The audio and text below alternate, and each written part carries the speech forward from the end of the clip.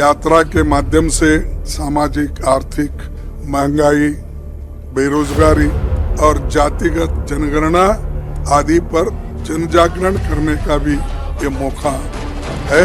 चली चली चली चली भारत जोड़ो यात्रा चली। जो एनजीओस है, जर्नलिस्ट है, किसान है, छोटे मोटे व्यापारी है, दलित है और पिछड़े हुए वर्ग के लोग हैं और इंटेलेक्चुअल्स है और जो ट्राइबल सेक्शन, ये सब लोग जुड़ जाते हैं रास्ते में।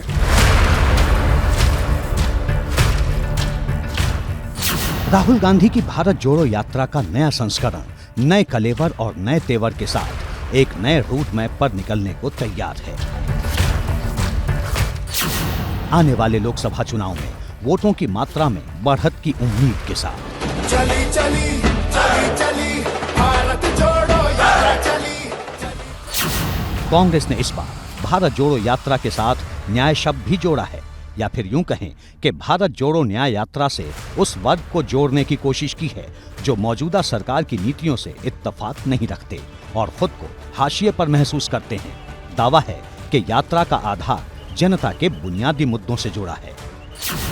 यात्रा के दौरान राहुल जी समाज के विभिन्न वर्गों से, विभिन्न क्षेत्रों के लोगों को, संगठनों से वो बात करेंगे, उनकी बात समझेंगे और उसका सॉल्यूशन क्या होगा नेक्स्ट, इसके लिए हमको बहुत बड़ा फायदा होगा।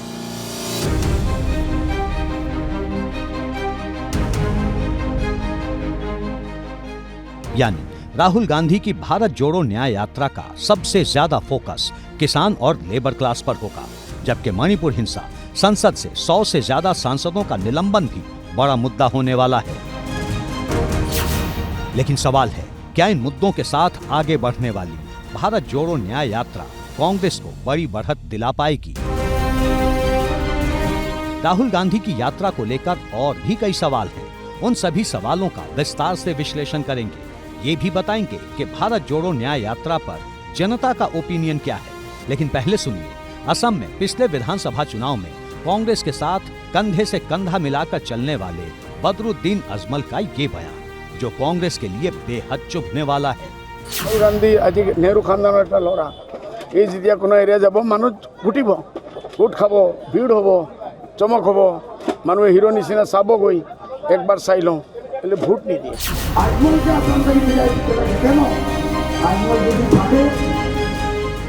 बदरुद्दीन अजमल का इशारा 2023 में निकली राहुल गांधी की पहली भारत जोड़ो यात्रा की तरफ है। दूसरा, 14 जनवरी से निकलने वाली भारत जोड़ो न्याय यात्रा जिन राज्यों से होकर गुजरेगी, बीते वक्त में उन राज्यों में कांग्रेस की पकड़ ढीली हुई है। यात्रा 14 जनवरी को मणिपुर के इम्फाल से शुरू होगी, जिसके बाद नागालैंड, असम, अरुणाचल प्रदेश, मेघालय, पश्चिम बंगाल, बिहार, फिर पश्चिम बंगाल, झारखंड, ओडिशा, छत्तीसगढ़, उत्तर प्रदेश, मध्य प्रदेश, राजस्थान और गुजरात से होते हुए 20 मार्च को महाराष्ट्र की राजधानी मुंबई पहुंचेगी। इस दौरान भारत जोड़ो न्याय यात्रा 6,700 किलोमीटर से ज्यादा की दूरी तय करेगी। राहुल गांधी और यात्रा के साथ चल रहे नेता हर दिन 8 किलोमीटर की पैदल यात्रा करेंगे, जबकि बस के जरिए 80 किलोमीटर का सफर करेंगे। यात्रा के रास्ते में हर दिन राहुल गांधी की 2 सभाओं का प्रोग्राम तय किया गया है। भारत जोड़ो न्याय यात्रा कुल 67 दिन चलेगी। इस दौरान 15 राज्य, 110 जिले, 100 लोकसभा सीट और 337 विधानसभा क्षेत्रों को जोड़ेगी।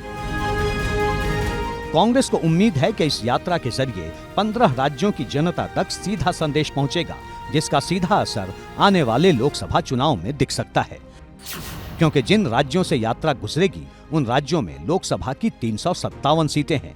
इनमें से 2019 लोकसभा चुनाव में कांग्रेस ने सिर्फ 14 सीटों पर ही जीत हासिल की थी। साफ है कि अगर कांग्रेस को सत्ता के शिखर तक पहुंचना है तो इन आंकड़ों को बदलना होगा। अब सवाल है, क्या राहुल गांधी भारत जोड़ो न्याय यात्रा के जरिए ये कमाल कर पाएंगे? बीजेपी का दावा है, ऐसा कुछ नहीं होने वाला।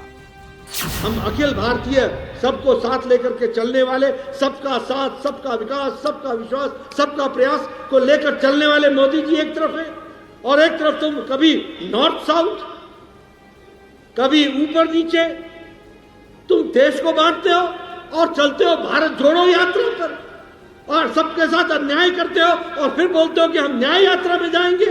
ये जो यात्रा निकलने वाली, कुछ असर पड़ता है इसका? पहले भी निकाली तो क्या फ़र्क पड़ा, अभी फिर निकाल ले।